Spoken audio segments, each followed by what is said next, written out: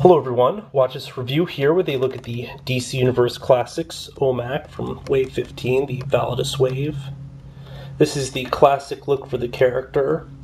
I believe most of us are probably more familiar with the modern look, and it's kind of surprising that they didn't do that as a variant for this character in this wave. But, I guess they kind of have a variant quota. OMAC stands for One Man Army Corps, which is kind of ironic because the modern version, there are a ton of them. Now, the two figures that got variants in this wave are Starman, who got a really cool modern version, then Martian Manhunter, who got kind of a BS one, which is basically an alternate head and then an alternate hand, which, they could have easily just included with the figure when he first came out. Hold on a second, I'll get this box. OMAC comes with a pin featuring his logo, which is probably actually my favorite pin from the whole series, just in that it's a really nice looking insignia, and it's not something that people would immediately recognize anyway, as well as the right arm of Validus, which, kind of cool. I imagine most people probably did end up buying it more for the Collect and Connect piece. Unfortunately, the figure I got isn't in the best of conditions. I don't know, for some reason the legs just don't seem to have a whole lot of motion or something. And, they move at odd angles. I think it's probably just an issue with storage conditions where he might have been kept in some place that was too warm or too cold. But all the same, probably not huge thing. That's kind of weird. As you'll notice, instead of having the waist joint over the belt, apparently it's underneath the belt, which you don't see very often. But yeah, what can I say about this guy? Given that I'm not really an OMAC fan, just from a purely visual standpoint, I kind of like the mohawk and stuff. I like the logo, but the colors, not terribly fond of. This is a pretty wicked looking head sculpt though, pretty decent detail. Skin tone's okay, really nice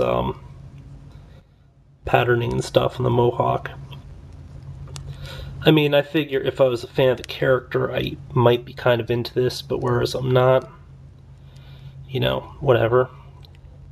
The other kind of interesting thing is just that his hands are really curved in for the fist area here, or well, technically fist and wrist. So that kind of gives him a cooler just standing with his fists posed upward. But yeah. Quick run through of articulation. Rotation wrist, single joint here at the elbow, but mine doesn't really have a good range of motion, plus the joints on mine appear to be malformed. Now the bicep looks a little funky, just depending on how you angle it. It just looks like the muscle here just isn't big enough for the shoulders, especially on this side where it just has this really funky look to it. I don't know, it's probably the same size, but it just looks smaller for some reason. Shoulder, usual range of motion. Head is on a kind of ball joint where it can go up a little bit, but it gets impeded in the back here, and then goes down. Usual range, we have an ab/diaphragm. Waist again is under the belt, which is kind of a neat touch.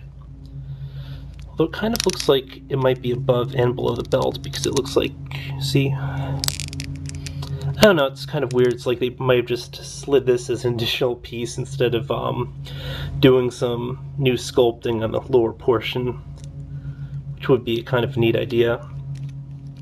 Leg, usual range, point here at the upper thigh, single joint knee, then we have a point at the ankle, no pivot.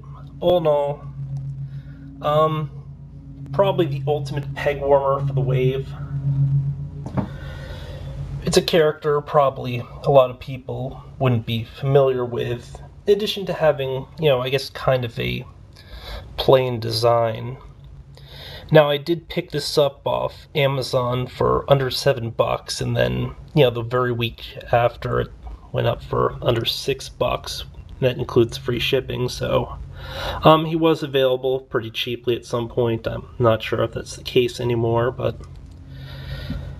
at any rate, you do get your arm, and that brings you one step closer to completing Validus. As for him, and I'll probably display him on the shelf of figures that I bought because they came with a Collect and Connect piece.